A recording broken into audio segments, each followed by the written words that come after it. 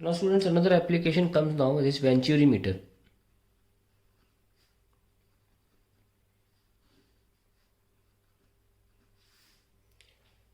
देखिए, इससे पहले कि हम वेंचुरीमीटर शुरू करें, पहले जान लें होता क्या है. It is a device used to measure speed of liquid flow in a pipe. Liquid flow in a pipe.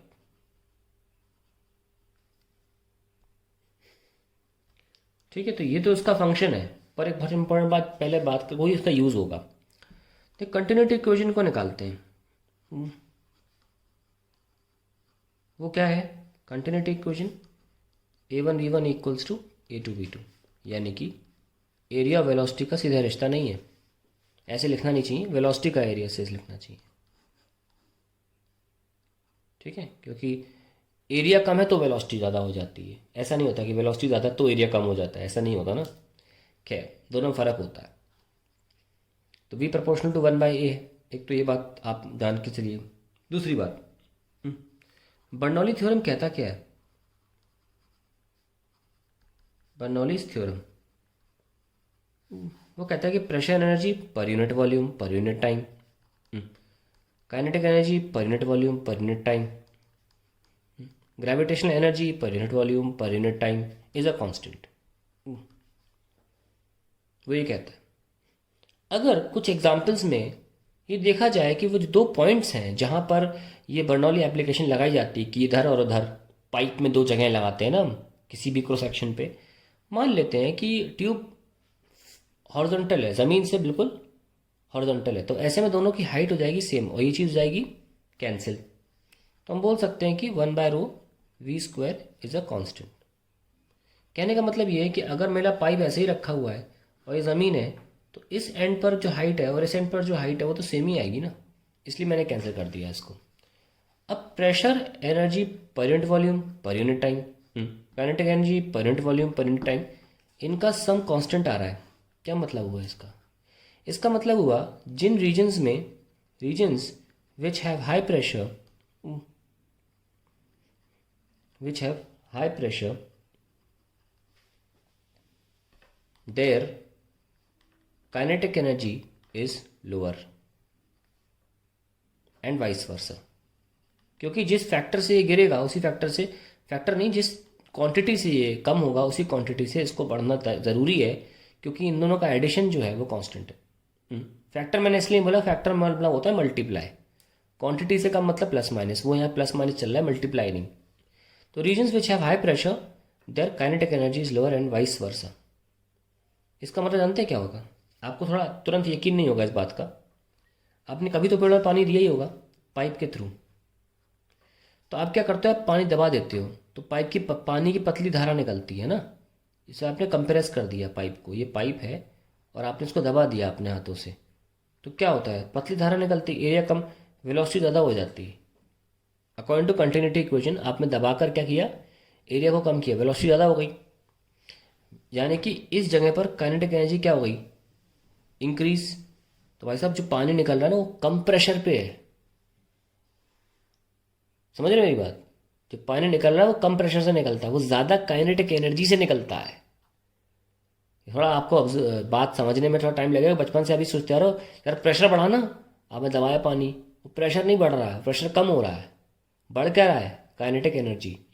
क्योंकि आप वेलोसिटी बढ़ा रहे हो एरिया कम करके. बात पहले दिमाग में डाल लो अच्छी तरीके से. ठीक है, चलिए, तो हम ये बात समझ गए कि जहाँ पर प्रेशर कम होगा वेलोसिटी ज़्यादा होगी, या यूँ कह सकते जहाँ वेलोसिटी कम होगी वहाँ पर प्रेशर ज़्यादा होगा. ये हमेशा एक दूसरे के उल्टे रहेंगे. अब हम वेंचुरी मीटर को स्टार्ट कर सकते हैं. तो कैसे दिखता, कैसे वेंचुरी मीटर देखते हैं, कंस्ट्रक्शन करते हैं, बहुत इंपॉर्टेंट है ये यहाँ से पोर्शन पाइप में लग जाता है. जिस पाइप में लिक्विड फ्लो कर रहा है हम उसकी वेलोसिटी ढूंढनी है, तो पाइप से पानी इसमें एंटर करेगा और ये फिर सडनली यहाँ पतला हो जाएगा इस जगह पर.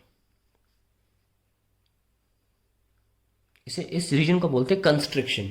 जो पोर्शन पतला हो जाता है, संकीर्ण, हिंदी में बोलते हैं संकीर्ण गली में जा रहे हैं, तो कंस्ट्रक्शन कहलाया जाता है, उसे बोलते हैं कंस्ट्रक्शन। और वहीं बीचों बीच हम एक प्रेशर ट्यूब लगा लेते हैं, इनको बैरोमीटर भी बोला जा सकता है।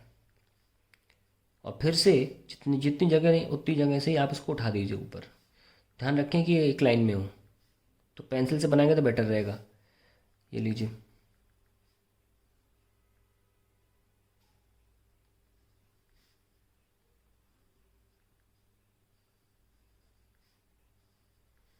ये लीजिए, उसको बंद कर दो।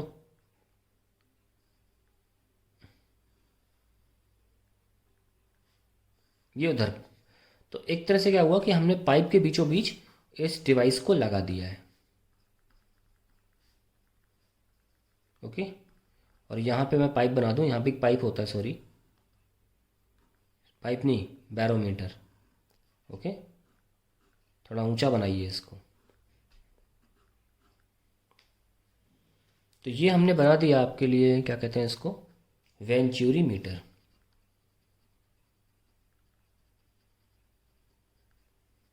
अब ये जो लोकेशन है, यहाँ पर जो एरिया है इसको बोल रहा हूँ मैं A1, ठीक है। और यहाँ जो लोकेशन है, यहाँ जो एरिया है, बड़ा एरिया, इसको हम बोल रहे हैं A2।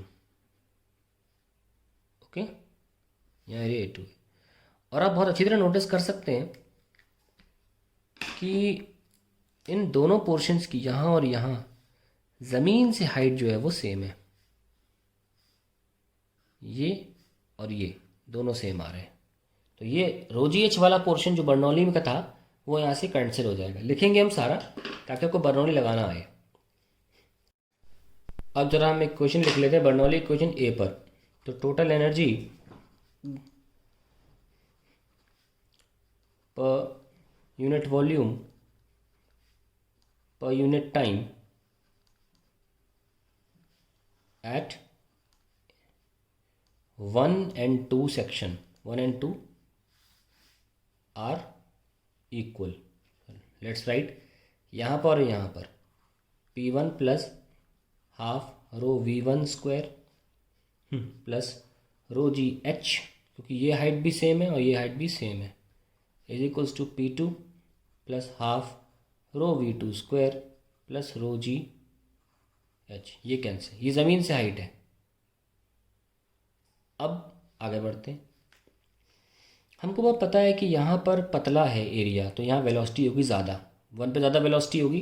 तो इसको वहाँ ले जाके इसको यहाँ लेकर आओ, क्योंकि ये पॉजिटिव टर्म हो जाएगा, बड़ा है ना ये, -1/2 rho V2 square is equals to, ये तो कैंसिल हो चुका है, बचा क्या P2 माइनस P1। ये प्रेशर क्या है, इस प्रेशर से पानी ऊपर चढ़ेगा।